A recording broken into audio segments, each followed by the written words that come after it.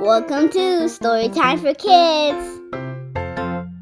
And remember, if you haven't already done so, hit that like and subscribe button for more stories.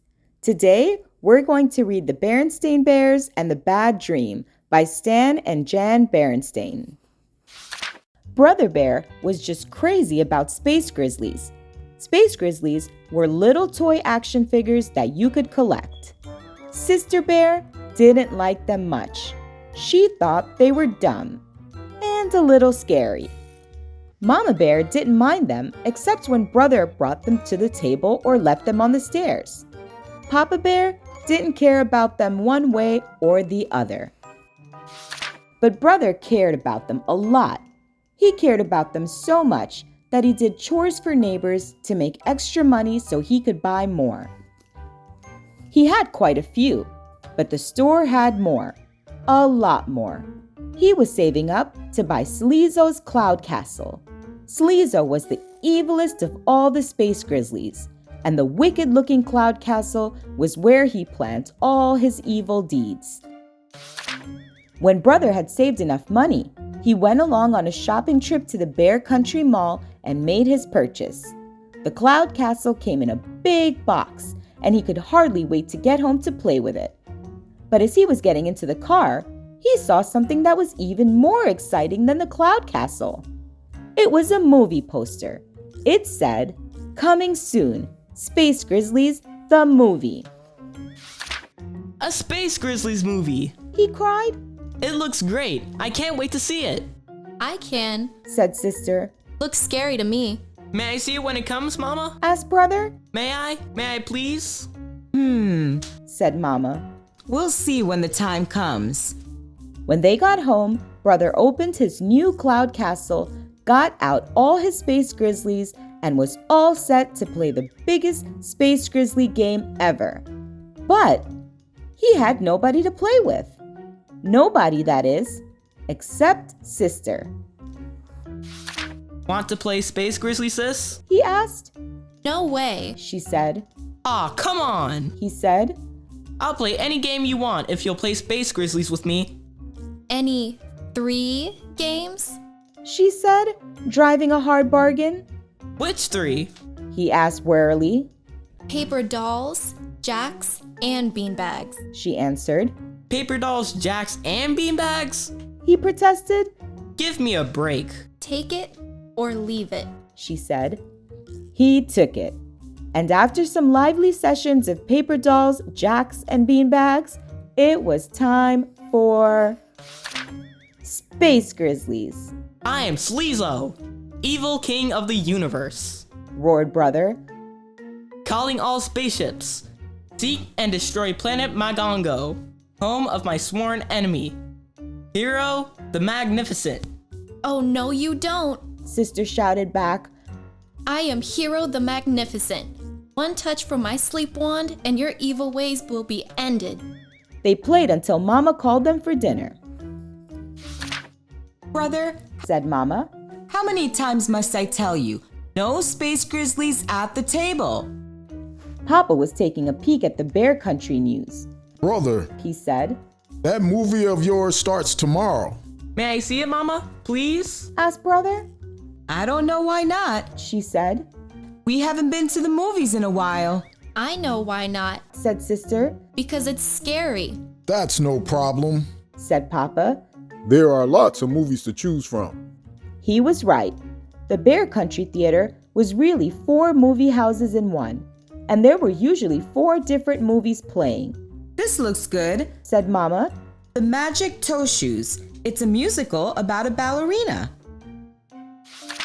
So when they got to the movies the next evening, Mama, Papa, and Sister got in line for the Magic Toe Shoes, and Brother joined a bunch of his friends in line for Space Grizzlies. The Magic Toe Shoes told the story of a young bear who wanted to be a ballerina. But every time she tried to dance on her toes, she wiggled and wobbled. The old ballet master took pity on her and gave her a pair of magic toe shoes which cured her wiggles and wobbles.